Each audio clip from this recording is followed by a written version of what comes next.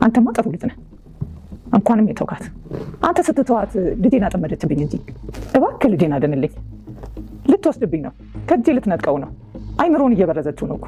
ይኸው እንዴትም ብላ እንዲያገባት ልታደርገው ነው። አልገባኝም። ማንን ነው የሚያገባው? ዳኒ ሜላትን ሊያገባት ነው? የምን ሜላት ነው? ያንተን ጉድ ነው እንጂ አንተን ማግባት ሲያቅታት ይኸው ልጄን አጠመደችው። እባክህ አንተን ይሰማሃል፣ እንዳያገባት አድርገው። የዳኒ እናት በጣም ግራ እያጋቡኝ ነው። ቆይ ዳኒ ማንን ሊያገባ ነው? መቼም የኔን ሄመን አይደለም አይደል? ራሷ ናት እቺ እስስት ልጄን አታለለችው። እኔ ፍቅር ምን ነው ፍቅር? በጣም ጠፋክብኝ። ስደውል ደግሞ አታነሳም። በጣም ተጨነኩኝ እኮ። ቆይ ደግሞ ምን ሆነክ ነው? ከማን ጋር ጣልተክ ነው? ምንም አይደለም እባክሽ፣ ከሰፈር ልጆች ጋር ተጣልቼ ነው። የኔ ፍቅር ምን ሆነሃል? ስላየኸኝ እኮ ደስተኛ አትመስልም። አዎ እኔ ብቻ ሳልሆን ሚስቴን ብታይሽ ደስተኛ አትሆንም። ምንድን ነው ያልከው? ሚስት?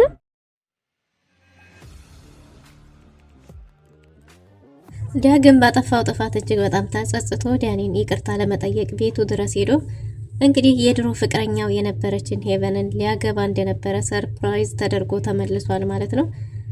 ዳኒም በዳግም ሁኔታ እጅግ በጣም ተናዶ ተበሳጭቶ ሄቨንን ለጋብቻ ጠይቋት እሷም የእናቷን ገዳይ ለመበቀል ስትል በሀሳቡ ተስማምታለች። አምናበት ባይሆንም በሀሳቡ ተስማምታለች። የዳኒ እናት ግን በጭራሽ ማንንም እንድታገባ አልፈልግም፣ ካገባህ እኔን እናትህን ያስተውሃል፣ ስለዚህ እንድታገባ አልፈልግም፣ በተለይ እሷን የዳግም እንጂ ያንተም አይደለችም፣ እኔ ማንንም ሚስት እንድታገባ አልፈልግም ብሏል። እንግዲህ ሰላም ውድና የተወደዳችሁ ውድ ቤተሰቦች እንደምን አላችሁ? በያላችሁበት የዓለም ዳርቻ ሰላማችሁ በዘት ተተረፍ ይበል እያልን ዛሬም በአዲስ መተናል። እናንተም በቅንነት ላይክ፣ ሼር፣ ሰብስክራይብ እያደረጋችሁ ቤተሰብ አድርጉን። በባለፈው ክፍል እንዴት ተመለከትነው መልስ ተከታታይ ድራማ እንግዲህ ዳኒ አብሮ አደግ ጓደኛውን ይቅርታ ለመጠየቅ ዳኒ አብሮ አደግ ጓደኛውን ቤቱ ድረስ ሄዶ ስለ ሄቨን ያለውን ነገር ሊነግረው፣ ስለ እናቷ ሞት እንዲሁም ደግሞ ሄቨን ነፍሰ ጡር እንደሆነች ሊነግረው ነበር በሩ ድረስ የሄደው። ግን ደግሞ ዳግም ስሜታዊ ሆኖ ስለነበረ በዛ ላይ ነፃነት ልክ ያልሆኑ ነገሮችን አንዳንድ ነገሮችን ተናግረው ስለነበር ስሜታዊ ሆኖ እንግዲህ አንዳንድ ነገሮችን ብሎታል። በዛ ላይ ደግሞ አንተ የኔን ተራፊ ለቃቃሚ ነህ፣ እየለቃቀምክ ነው እየኖርከው ሲለው እጅግ በጣም ስሜታዊ ሆኖ ሲደባደቡ ነበር ማለት ነው። በኃይለኛው ተደባድበው ተለያይተዋል። ዳኒም ረጅም ሰዓት ብቻውን ቁጭ ብሎ እያሰበ ነበር። ይሄም የሆነው ምንድነው ፍቅረኛ እንኳን ሲኖር ያፈቀራትን ሴት ሳይቀር ለዳግም እንደሚነግረውና ዳግም መፍትሄ እንዲፈልግ ያረግለት የነበረው ፍቅራቸው አብሮ አደግነታቸው ጭምር ብዙ ነገር ነበር። በዛ ላይ ደግሞ ፈርኒቸር ቤቱን ነፃነት አዘግታ ግን ደግሞ ዳግም እንዳዘጋው ተደርጎ ነበር እሱ የሚያውቀው። ይህ ሁሉ ነገር ተጨማምሮበት ወደ ቤት እጅግ በጣም ተናዶ ተመልሷል።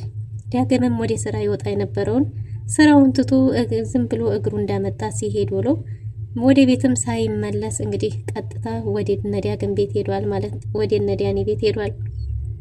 እናቱ ልጅ የት ሄዶ ይሆን እያለች ብትጨናነቅም ነፃነትም ለምን ለፖሊስ አመልክተን ዳኒን አናስይዘውም እያለች ነበር።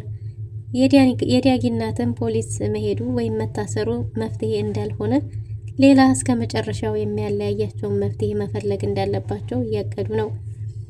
የዳኒ ፍቅረኛ የነበረችው ግን የነፃነት ጓደኛ እንደሆነችና ነፃነትና ጓደኛዋ ተስማምተው ዳኒን ለማጥመድ እንደሆነ ዳኒም ሆነ ዳግምም ይሄንን በፍጹም አያውቁም። ግን ደግሞ እንግዲህ አሁን ተመልሼ ከሱም አንድ ነገር ሳሊዝ አልመለስም ብላ ወደ ፍቅረኛዋ ሄለን ተመልሳለች ማለት ነው። ዳኒም እንደዛ የሚወዳት ቢሆንም አሁን ላይ ግን እሷንም ከብዙ ሰው ጋር ስላያት ቆርጦለታል። እሷ እሱን እንዲያቃጠለችው እሱም አሁን መልስ ላይ በቀል ላይ ይገኛል ማለት ነው። ወደ ቤት ተመልሶ መጥቶ ሄቨንን አንድ ጥያቄ ጠይቋታል። ሄቨንም ፊቱ ጥሩ ስላልነበረ ምን ሆነህ ነው ምንድነው የተፈጠረው ብትለውም ዳግም ዘንድ ሄዶ ከዳግም ጋር እንዴት ተደባደቡ ነግሯታል። ፈርኒቸር ቤቱንም ያዘጋበት እሱ እንደሆነ ጭምር ነግሯታል ማለት ነው። ይሄማ በጭራሽ አይሆንም፣ ይሄንን ካደረገማ ልጁ ጤነኛ አይደለም ማለት ነው።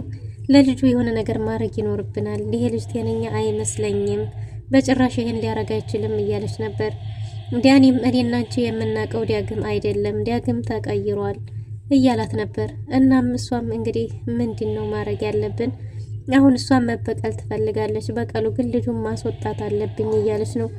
ዳግም ደግሞ በጭራሽ ይሄንን ማረጋችም፣ አሁን ስሜታዊ ሆነሽ ይሄንን ብታረጊ በኋላ ትቆጭበታለሽ እያለች ነው። በእናቴ ገዳይ ስም እንዲጠራ አልፈልግም ብትልም በጭራሽ እንደዛ እንደማያደርጉና ግን ደግሞ እሱ አባት እንደሚሆነውም እንደሚያሳድገውም ነግሯታል። ግን ደግሞ የእናቷን ገዳይ መበቀል ከፈለገች አንድ ነገር ማድረግ እንዳለባት ተናግሮ ነበር። ይሄም ምንድነው? ሄመንን የጋብቻ ጥያቄ ጠይቋታል። ሄቨን ይሄንን ሲላት እጅግ በጣም ደንግጣለች። ዳኒም የእውነት እንዳልሆነና የውሸት ጋብቻ እንደሆነ ግን ደግሞ ህጋዊ ሚስቱ መሆን እንዳለባት በዚህ መንገድ እንደሆነ ዳግምን መበቀል ያለባቸው ነግሯታል። ይሄማ አይሆንም ብትልም እሱ ደግሞ የኔን ለቃቃሚ ነህ ውሻዬ ነህ አለኝ እኮ የኔን ትራፊ እየለቃቀምክ ነው የኖርከው ብሎኛል ሲላት፣ እንደዛ ከሆነ በሚል እንግዲህ ጊዜ ወስዳ አስባበት በሀሳቡ ተስማምታለች። ግን ችግሩ ዳኒ ወደ ቤት ትሄጃለሽ እያለ ነው። ቤት እንዴት ይሆናል? እናትህም እኮ አትቀበለኝም ብትለውም እናቱ እንደምትቀበላት ነበር የነገራት እንግዲህ። እናም ዳኒ ወደ ቤት ሄዶ እናቱን ሊያገባ እንደሆነ አናግሯል ማለት ነው። እናቱ ግን በጭራሽ ይሄ ሊሆን አይችልም፣ አንተ ልታገባ አትችልም እያለች ነው። እንዲሁም አሁንም ውጭ ለውጭ ሆኖ አልኖረ እንደ አባትህ አንተም ጥለኸኝ ልትሄድ ነው እያለች በጣም ሰክታ ነበር። አይ እንደዛ አይደለም እናቴ ትንሽ ቢዚ ስለሆንኩ ነው ብሏት፣ ግን ደግሞ አሁን ሊያገባ እንደሆነ ነግሯታል። በጭራሽ ይሄ ሊሆን አይችልም፣ አንተ ልታገባ አትችልም፣ እኔን ትተህ አታገባም፣ ካገባህ እኔን ጥለኸኝ ትሄዳለህ፣ እኔን ታስረሳኛለች ሚስትህ እያለችው ነበር። እሱ ግን በጭራሽ ይሄንን ማድረግ እንደማይችል እናቱን በሚስቱ እንደማይቀይር ነግሯት፣ ግን ደግሞ ማግባት እንዳለበት ተናግሯል። የዳኒ እናትም በጭራሽ አታገባም፣ አንተ የኔና የኔ ብቻ እንጂ ሚስት ልታገባ አትችልም ብላለች። እሱም ፍቃዷን ለመጠየቅ እንጂ የወሰነው ጉዳይ እንደሆነ ነግሯታል ማለት ነው።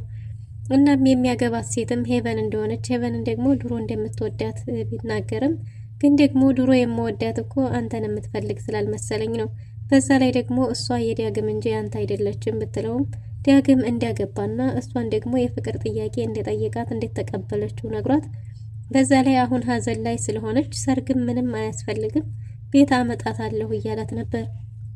አይ በጭራሽ አይሆንም ብላለች። እንደዛ ከሆነማ በቃ እኔ ከሷው ጋር እዛው እኖራለሁ ሲል በሀሳቡ ልጇን ላለማጣት ተስማምታለች። ግን ደግሞ አንድ ነገር አስባለች።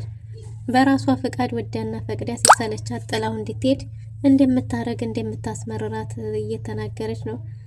እናም እንግዲህ ዲያኒም አንዳንድ ነገሮች ለማስተካከል ለሷም ሊነግራት ከቤት በወጣበት ዳግም ደግሞ ለዛውም የነጻነትን ወሬ ሰምቼ እንዴት ነው በአብሮ አደግ ጓደኛዬ ላይ እንደዚህ የጨከንኩት?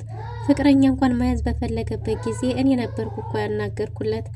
እንዴት ነው እንደዛ ያልኩት? ለዛውም የነጻነትን ወሬ ሰምቼ እያለ እጅግ በጣም እያዘነና እየተናደደ ነበር። ያሳለፉትን እድገታቸውን፣ ልጅነታቸውን፣ ጓደኝነታቸውን እያስታወሰ ብቻውን ሲሄድ ብሎ እንግዲህ አስቦ ያመጣው መፍትሄ ያለው በቃ ይቅርታ መጠየቅ አለብኝ ብሎ ወስኖ ነበር። እናም በዚህ ሀሳቡ ሲጸና ወደ እነ ዲያኒ ቤት ሄዷል ማለት ነው። ሄመን የእናቷን ገዳይ የሆነውን እንግዲህ ስበብ የሆነውን ዳጊን የምትወደውን ዳጊን መበቀል አለብኝ፣ ጠንክሬ መቆም አለብኝ እያለች እንግዲህ ራሷን እያጽናናች ነው። እናም እንግዲህ ሄመንን ለቅሶ ሊደርሱ ከመጡት መካከል አንዷ እንግዲህ ፍቅረኛዋ እንዳገባና እንደከዳት ተናግራለች። እንዴ እሷ አግብቷል ሲባል ነገር ለቅሶ ነው የመጣሽው ወይስ ብሶቷን እየቆሰቆሽ ልታናጃት ነው የመጣሽው እያለች ነበር። ጓደኛዋም አይ እውነቷን ነው አግብቷል ምንም ማለት አይደል እያለች ሄቨን ጀግና ለመሆን እየሞከረች ነው። ግን ደግሞ በመሀል የእናቴን ገዳዮች አልለቃቸውም እያለች ትላለች። እንደ እናትሽ በሰው እጅ ነው እንደሞተችው ብትልም የሰው እጅ እንዳልሆነ የልብ ድካም እንደነበረባት እሱን ደግሞ ሄቨን እንደማታውቅና ለማንቃት እንጂ እንደዚህ አይነት ችግር እንደነበረባት እንደማታውቅ ተናግራለች። ግን ደግሞ ሄቨን ላይ የሆነ ችግር እንዳለ ፊቷ ላይ ይታወቅ ነበር። እናም እንግዲህ በዚህ ሁኔታ ላይ እንዲሆንሹ ነገር አለ እንዲሆን የተደበቀ ነገር እንዳለ ያስታውቃል እያለች ነበር። አንዷ ለወሬ የፈጠነች ነገር ትመስላለች።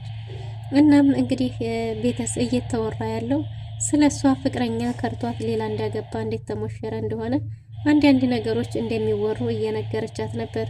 ሄቨንም እንግዲህ እየተወራው ይወራ እያለች ነው። እናም አንዷ እስከ ዛሬ ድረስ አንቺም ሆንሽ እናትሽ ስትተዳደሩበት የነበረው ጉሊት ነበር። አሁን እሱን ማስቀጠል ፈልገሻል ስትላት እንዳልወሰነችና አሁን ምን ማድረግ እንዳለባት ገና እንደሆነች ተናግራለች። በእርግጥም ሀዘንሽ ገና ነው። ገና ሀዘን ላይ እንደሆንሽ እናትሽ ከሞተች የተወሰኑ ቀናቶች እንደሆነ ባቅም ግን ደግሞ አንቺ መኖር መጠንከር አለብሽና እኛ ስራ ቦታ ላይ በጸሐፊ ክፍት ቦታ አለ። ስለዚህ የተማርሽበት ፊልድ እንዳልሆነ የተመረቅሽበት አውቃለሁ። ግን ደግሞ ስራ ላለመፍታት እዛ ገብተሽ ብትሰሪስ እያለቻት ነበር። እሷም ገና እንዳልወሰነች ብትነግራትም ይሄ ውሳኔ ምናምን የሚባል ነገር አይደለም፣ ለመኖር ግዴታ መስራት አለብሽ ብላታለች። እሷም እሺ በቃ ብላ በሀሳቧ ተስማምታ እንዲጠይቅላት ተናግራለች። የአንደኛዋ እንግዲህ ጓደኛዋ ሀሳብ ስላልተመቻት እሷን የሚነካ ቁስሏን የሚያነቁር ሀሳብ ስለነበር የምታመጣው በቃ አመሰግናለሁኝ እያለች ነበር። ሂዱልኝ ማለትሽ ነው እንዴ ብትላትም ይችኛዋ ቀበል ብላ ሂዱል እንደዛ እያለች አይደለም፣ እኔ ደግሞ ቸኩያለሁ፣ ስራ ትቼ እንደመጣሁ ታውቂያለሽ፣ እንሂድ ብትላትም አይ ተጣድፈን ልንሄድ አልመጣንም፣ በዛ ላይ ደግሞ እንደዛ እንደምቸኩይም አልነገርሽኝም እያለቻት ነበር። ግን ደግሞ እሷ አይ አሁን መሄድ አለብን፣ እናመሰግናለን፣ እናናግርሻለን፣ አንቺን መጽናት አለብሽ ብለው ተነስተው ወጥተው ሲሄዱ የካርድ መግዣ ብለው እንደ ሀገራችን እንደ ባህሉ ጨበጥ አድርገዋት ሄደዋል ማለት ነው። ሄቨንም ከዚህ በኋላ መጠንከር አለብኝ፣ ቆሜ መገኝ ለጠላቶች ግዴታ ቆሜ ሰሁኝ ትወርቃለች ሲሉኝ ማሳየት አለብኝ እያለች ነው። እናም እንግዲህ ሄቨን ስራውን እንዲታናግርላትና መግባት እንደምችል ተናግራለች ማለት ነው። ግን ይሄ ድርጅት የማን ድርጅት ይሆን? ይህን ዲያቂ ድርጅት እንዳይሆን መቸስ። እናም እንግዲህ ዲያቂ ሰተት ብሎ ከቤት ድረስ ሲመጣ ዲያኒ በወጣበት እናቱን ዳኒስ እያለ ነበር። ግን ደግሞ ሁለቱም ፊታቸው ስለተደምንተን ስላለ እንዴ እናንተ ልጆች ከሰፈር ልጆች ከመጣላት ጀምራችኋል እንዴ? ዳኒ ማንተም ምንድን ነው ብትልም ምንም እንዳልሆኑ ዝም ብሎ ነገር እንደሆነ ተናግሯል። ግን አሁን ዳኒ የት አለ እያላት ነበር። ስራ ቦታው ሲሄድ ስራ ቦታው ታሽጓል እንደሚል እንደነገራት እንዴ የምን መታሸግ ነው ምንድነው ሲል ዳኒ እናቱ የዳኒ እናት እንዳላወቀች ዳግም ሲያቅ ዝም ብሏል ማለት ነው። እናም እንግዲህ ዳጊ ሲያጣው እንደሆነ የመጣው ፈልጎት እንደሆነ ባሉን ነገር ተቀያይመው ይቅርታ ሊጠይቀው እንደመጣ እየነገራት ነበር። አሁን ወጣ እሱ ላገባ ነው እያለ ነው። እባክህ አንተ የተውካትን እንኳን ተውካት፣ አንተ የተውካትን እሱ ሊያገባ ነው ያችን መሰር እያለች ነበር። ስለምን እያወራች እንደሆነ ስላልገባው ሄለንን ሊያገባት ነው ሲል አሬ ምን ሄለን ነው ያችን ነው ያንተን ነው እንጂ እያለች ነበር። እና ዳኒም አልገባውም እና ደጋግሞ ሲጠይቅ ሄቨንን እንደሆነ ሲሰማ የኔን ሄቨንማ አያረገውም እያለ እዛው ፈጦና ደንግጦ ቀርቷል። እንግዲህ ዲያጌ ከዚህ በኋላ ምን ሊያረግ ይችል ይሆን? ነው የነጻነትን ወሬ እውነቷን ነው ብሎ አምኖ ሊቀበል ይሆን ወይስ ደግሞ ከዲያኒ ከራሱ በምን ምክንያት ይሄንን ማድረግ እንደፈለገ ይጠይቀው ይሆን የሚለውን በቀጣይ ክፍል የምንመለከት ይሆናል። ለዛሬ ነበረን ቆይታ ይመስል ነበር። መልካም ጊዜ